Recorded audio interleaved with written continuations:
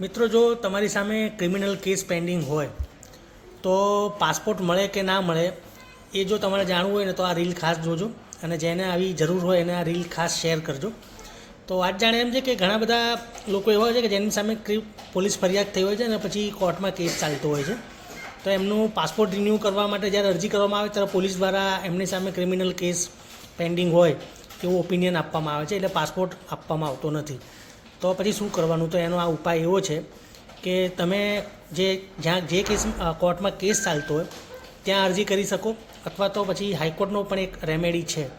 તો તમને બેમાંથી એક કોર્ટમાં તમને 1 થી 5 વર્ષ અથવા તો જે કોર્ટ નક્કી કરે એટલા સમયગાળાનો તમને પાસપોર્ટ મળી શકે છે, નવો લેવો હોય તો અથવા તો રિન્યૂ કરાવવો હોય તો બંને સંજોગોમાં તમને પાસપોર્ટ મળી શકે છે. અને આ બાબતે મિનિસ્ટ્રી ઓફ એક્સટર્નલ અફેર્સ દ્વારા જે નોટિફિકેશન આપવામાં આવ્યું છે એની કોપી પણ મેં તમારા માટે અહીંયા મૂકી છે.